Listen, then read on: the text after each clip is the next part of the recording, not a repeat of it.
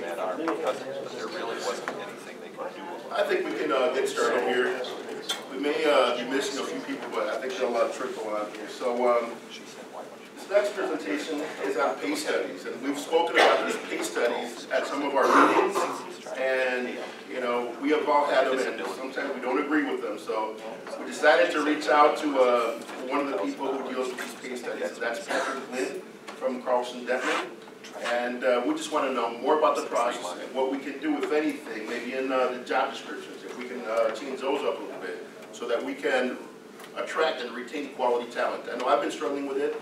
I've heard it from you guys, so I hope that you guys find this beneficial. Patrick? Sure. Well, good afternoon, everybody. We got a few familiar faces in the room. Hopefully they're friendly faces, or at least cordial. Just a quick background on myself so people kind of understand where I've come from. That I spent the first 19 years of my public sector career, or my career in the public sector. I worked for 3 different counties in Wisconsin, Director of Human Resources. I started back, in fact, 25 years ago, if not today, 25 years ago today or tomorrow. Started in Marquette County, and then worked a few years in Sauk County, and the last 13 years of my career in Calumet County. Before coming ship about 6 years ago for the consulting world. And you know, you're right that these are not usually popular processes. And when I was talking, Javier? Yes. Sorry. Lots of names and faces. Yeah. Talking before that. I don't care if I get through this presentation at all today. If I answer your questions, that's a success for me. I'll make sure that Jim and Javier get the presentation so he can mail it out to all of you and take this forward. So as we work our way through this, I'm sure there's bound to be questions. Ask them. Let's make sure that we get on the same page as we go through this. I want to make certain again that we are doing something that's useful to you as we talk about these projects, because again, they do tend to be challenging in nature. Not just for you as department heads in your respective world, but I think also for the organizations for whom you work, where it's just a struggle, especially when we start dealing with money as being usually the obstacle that we're talking about here. I'm going to spend a few minutes talking about the workforce. For those of you who have seen some recent presentations on this, you probably have seen some of these slides. I apologize, but I also don't, because I think it's important not to repeat. But what we are seeing, and you are experiencing, is one of the hottest marketplaces we've seen in a long, long time. And all this graph is showing on a Midwest data from the Bureau of Labor Statistics, the number of people who are quitting their jobs, this is tracked on a monthly basis, and the number of layoffs. And then this up here is just deaths, retirements, those sorts of things. But what we are seeing is about the biggest gap we've seen in a long, long time between quits and layoffs. And what does that mean? From our world, when you see a larger ratio of quits, it's a measure of a worker's willingness to leave their job. Why do people leave jobs? More money, a promotion. During the last recession, I got laid off. I had to take something further from home that I wanted to, or maybe outside of my preferred skill set. Now the market's hot, I get my choice of jobs. But people leaving jobs also tends to mean more pay. That not only for the person leaving, but now when we bring somebody into the organization, trying to lure somebody away is a challenge if we don't have a competitive pay rate. The second piece that we're seeing, and I don't think it's any secret, is we're seeing a generation of employees beginning to leave the workforce. Baby boomers are on their way out, for good or bad. Us Generation Xers are beginning to get retirement on our horizon. That, you know, as we approach the age of 50, and all of a sudden, well, do I have enough saved up to afford health insurance in retirement? It's usually the handcuffs that we have. And the next generation coming in has different expectations. More time off, we're just talking about that here. Less loyalty to the employer. It's not a matter of, we're just kind of joking, but not really, but the old thought process was, I'm going to get a job with the county. And I wake up 30, 40 years later, and I'm still there. Maybe in a different role, but I'm still there. And now all of a sudden, if we can keep somebody 5 years, we're thrilled. If we can keep them 2 years, if we can give them 6 months in some cases, we're thrilled. But again, we're beginning to see that. And as a whole, Wisconsin is getting older. This was analysis done by the state of Wisconsin. I just put all 6 of their slides on one page because I think it tells the story better. At age 60 and older, this is all 17 all the way up to greater than 40%. And you can see over the course of the next 35 years, or 25 years I should say, it's going to be a dramatic change in terms of what we're dealing with. This has an effect on so many areas, finding workers. If you've got healthcare systems, nursing homes, things of that nature, do you have enough beds and all those sorts of things? But again, the aging of our population and the generational shift, if it hasn't already, it's going to have a profound effect in terms of your ability to staff the jobs that you need. And just one more look at kind of our Wisconsin workforce. Every project we go through, we do an age and years of service analysis. And I would say that this number, when we redo this, and we'll probably do it later this summer, this might creep down a little bit because we're beginning to see that next wave of retirements occurring. But still, about half of the workforce at or over the age of 50 is a huge challenge. Between human resources staff, individual departments, if you've got a group of employees in your department, and years of service, usually organizations have about 1/3 of their workforce with less than 5 years of service. Just in the last 2 or 3 months, I've had no less than 4 different projects where they were at 45 or 50% of their employees with less than 5 years of service.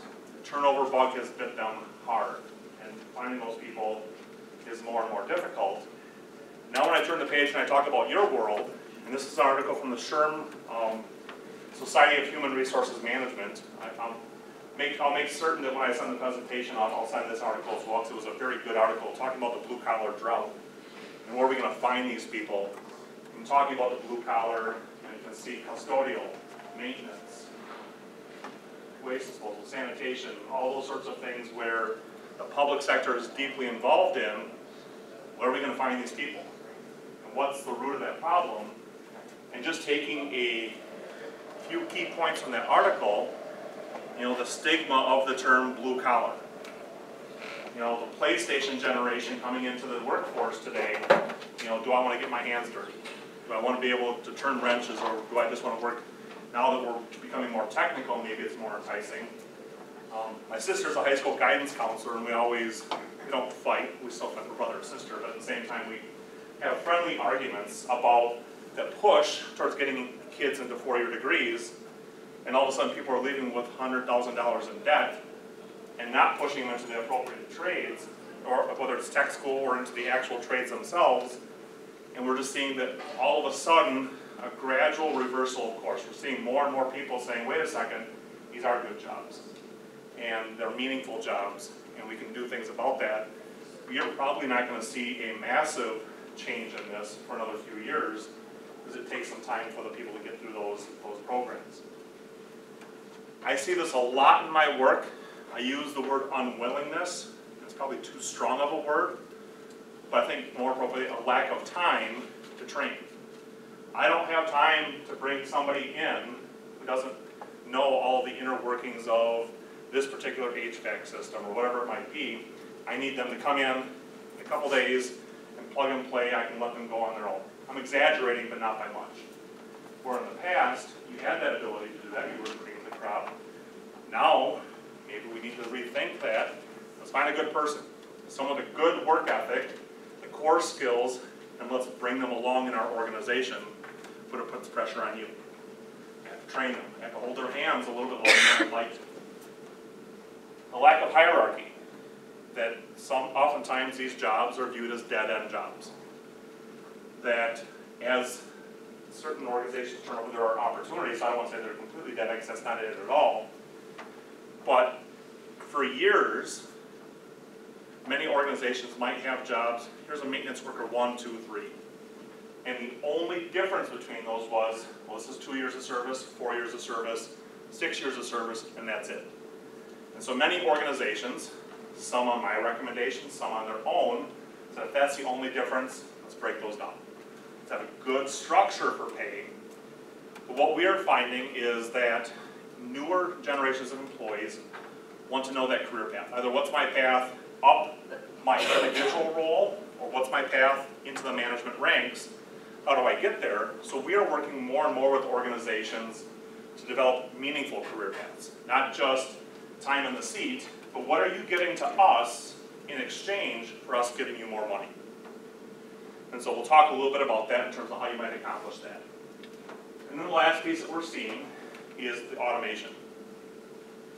That so much, in fact, we work a lot in the utility sector, that I'll walk into some wastewater or water treatment plants and we'll see these huge cabinets of old school military type electronics, and what's that used for? Well, we just haven't gotten rid of it yet. Everything's handled off an iPad or a phone or a central computer system. We're seeing more and more of that with your systems as well. And the question is, well, who's going to keep care of those? And so again, I make fun of the PlayStation generation. There's an opportunity that we have some pretty complex systems in our buildings and facilities now. Maybe that's the next wave into the organization, but you still need somebody who knows how to plumb, to do electrical work, and so on and so forth. So again, we're seeing a lot of changeover as it relates to the blue-collar trades and the challenges with that.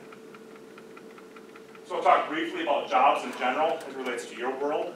I'm telling you right now, I'm oversimplifying, but I think the path that we tend to see, you go from housekeeper to general cleaning, maybe in an institutional setting, you have another level of that, someone who handles the heavy cleaning, the sanitary cleaning for nursing homes and those sorts of things. The janitors and the custodians, or maybe they're serving as maintenance, light versions of maintenance workers. When I look at these, maintenance workers are usually the extra set of hands. Maybe they don't have the complete electrical skill sets or things of that nature, but they're helping us do some of the preventive maintenance and things like that. Your technicians, you're looking for skill sets. Maybe they're not an electrician, but they have an electrical background. They're not a plumber, but they have a plumbing background. And when you get to your specialists, now I need someone who can do maintenance and is a journey electrician, or a plumber, or is a certified HVAC technician, or whatever it might be. And then we get to the supervisor, who's keeping track of everybody on a daily basis, assigning work. And we get the director, and we move to this role of facilities. And that's the one thing I want to say, whether I say it at the end or I say it now, is that I know when this organization was started, what, a couple years ago now? Close to it. That I couldn't have thought of a better thing to happen in this world in terms of how do we take this particular role and make it more meaningful. Become more professional in nature as it relates to some of the activities that you carry out on a day in, day out basis. And so kudos to this group here for making it work, and hopefully where you're headed to the future. I will tell you personally, I'm not going to break my hand patting myself on the back, but I can't tell you how many times I've said to people, hey, there's this organization that's newly founded, you need to get there. Their intent is good. I think you have something to learn from this group. And we see things, so when we meet with people and clients, we begin to talk about, well, what type of maintenance is going on here? Are you keeping things clean? Is that it? Some cases, it's yes. I mean, I've seen the full spectrum, whether it's cities, counties, villages, towns, whatever, but we're going to clean things, maybe do some of the fixes as we go, but everything else we're going to contract out. We don't have the skill, or the board won't approve the necessary positions or whatever it might be. And then all of a sudden, about 15, 20 years ago, lots of attention began to preventative maintenance. All of a sudden people woke up and said, hey, we take care of our stuff, it's not going to break down. Pretty obvious. We want to make sure that we don't violate our warranties or things like that, so keep things up to speed. And now all of a sudden we're beginning to see this whole notion of the predictive maintenance. Working with public works facilities where every time they change the oil in a heavy truck, they're sending it out for sampling, making sure that certain things are going right. Water plants, they can tell in this huge filter, if one tiny little string is vibrating wrong, that it's going to break down within the next 10 to 20 days and you need to replace it. And we just see that over and over again. And I think we're just going to see that wave continue to pick up in terms of that. So again, all the work that we do, we're trying to get context in terms of what's going on. And so this is one layer of the types of conversations that go on, as well as, well, what's the role in the organization that we're looking at for the particular job? And I'm actually going to work my way from right to left, but when we talk about this, the term we use, and it's typically for hourly employees, the term is individual contributor. That they don't have a span of control beyond themselves, usually. Incredibly important to keeping the day in, day out activities moving forward. is where the work gets done. And then you have the supervisor who's keeping things in line, but their line of sight typically is the day-to-day. I'm not saying you don't ever talk about policy. Of course that happens, but the primary focus is making sure things occur on a day-to-day basis. And then you get to the manager level. And managers come in all sorts of job titles. You can be director, you can be coordinator, or whatever it might be, but the role itself, I'm not always worried about the day-to-day stuff. I think we have a lot of that beginning to evolve here, and now I'm starting to focus on policy. I'm starting to focus on, we've got to come up with a plan, especially in our capital improvement plan environment, that how are we going to tackle all of our building needs over the course of the next 10, 15, 20 years, and coming up with a structure to do that. And then when we get to the leader or director, that's usually a much larger organization where we see that I'm focused on long-term vision, the manager is focused on how we're going to get it done. So that balancing it. So again, all of these things that we're talking about so far are the tiny pieces of the puzzle we try to put together when we're looking at an individual job. What is the level? What is the role? How much activity is going on inside the organization, or how much is being contracted out?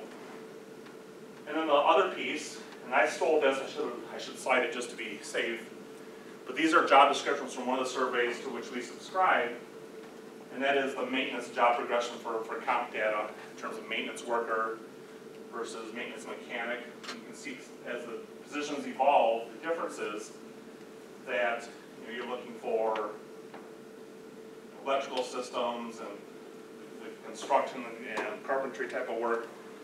And there's other series of jobs as you deal with, the electrical type specialties and things of that nature. But the point is, every single survey we get our hands on, and we conduct our own surveys, has a set of job descriptions that we have to look at the duties and responsibilities and begin to match it to the outside world. Because the one thing we know about a lot of your jobs is that there's private sector equivalents. And trying to be able to match that and line it up. And sometimes we have a job duty, or this is a maintenance technician, but when we look at the duties and responsibilities to which it's assigned, maybe it lines up here. They're just my jack of all trades, my second set of hands, my second set of eyes, whatever it might be. So again, that's why when we do this work, we're not looking at job title, we're looking at job duties when we match the marketplace. And when we analyze jobs, we want to make certain that we have job documentation supporting it. How many people have been through a compensation study in some way, shape, or form over the course of the lesson? How many people loved it? There we go. And the part where people probably hate the most is this notion of job documentation. What do you mean you want me to fill out this 8-page document that details everything in exhaustive detail? I got into this line of work because I hated writing. And I get it. But the reality is, it's really hard for us to evaluate jobs without the written word. Because it's really easy, not for you, but maybe for others, to say something, here's what I do, ask them the next day, and you get a different answer, ask them the day after that, you get a different answer. For us, seeing it in writing makes it real. It's something that we can evaluate, so that's why we ask for the written word. We often get asked the question, well, why don't you meet with every individual employee in the project to understand what they do? 99% of the answer is cost. If I'm meeting with an employee, it's usually for about a half hour, and it's usually during a very focused period. If I meet with somebody in May, I don't get any flavor for what that job is doing in January, or July, or whatever month, as the jobs change over the course of the seasons. Where with job documentation, usually an employee has about 3 weeks to fill out that documentation, think about it, revisit it. We meet with the department head, we verify. And so again, that written word is just so helpful to what we do. And so it's a matter of giving the employees the comfort level that we're not rating you or grading you on your writing ability, but we're trying to get a flavor and an idea of how the jobs operate. Some organizations, we work exclusively from job descriptions. But the reality, having worked in the human resources world for over 19 plus years, that usually falls to the bottom of the list in terms of priority. When a job's created, you have a job description. When it's updated through action of a board, it's usually updated. Or when you finally get time, when you're not dealing with disciplinary issues or whatever else falls on that list of things, I can tell you how many times I've had, you know, in my past experience, where I put in my actionable goals for the year. I want to review 20 to 25% of the job descriptions, and then doo-doo happens. More appropriate word. And so at the end of the year, maybe you only looked at 10%. So the challenge is, it's not always possible to look just at job descriptions because they tend to be outdated. Much more on that. So when we look at the job documentation, as I talked about before, we're looking at the duties and responsibilities. That list of duties and responsibilities, comparing it to those outside surveys, and what are we seeing? And so often, when we get to the end, I know we'll talk a little bit more about this, but we'll have somebody say, well, I think this position should be rated higher. Well, why is this position so high? Maybe it should be rated lower. It really comes down to maybe you need to add and or subtract duties from that job to get it to where you need to be. And that's one of the challenges. And then we also take it and we look at the jobs for purposes of job evaluation. And this is another one of those areas where I think people tend to feel we're pulling numbers out of thin air. And I want to illustrate, hopefully, that one, when we do job evaluation, we try to take out of the equation the individual. And that's such an important thing for us to do. It's such a hard thing when you're sitting in your role or at the HR level or some of the others. Of, what do you mean you're putting this position up here? I hate that person. They're in my office 3 times a week on disciplinary actions. And again, our job is to look at the job for purposes of what we're looking at, the duties and responsibilities and the other characteristics of that job. And our goal is to be able to compare jobs across the organization, maintenance to clerical, highway to land conservation. That jobs have nothing in similarity to each other, but also within the individual departments. What is that difference between a maintenance worker 1, 2, 3? And maybe there's not any difference between a 1 and a 2 that we can see clearly. I just had a project a couple weeks ago where I was looking at some job documentation, and they had 5 different maintenance-related jobs, and 3 of them were basically the same job description with one tiny sentence in those job descriptions trying to differentiate the 2. And our response is, we need to come back and we need to revisit this because to the outside eye, you might, as a supervisor, the way you assign the work on a day-in, day-out basis, maybe see the difference. But with the way things are written, we don't see the difference.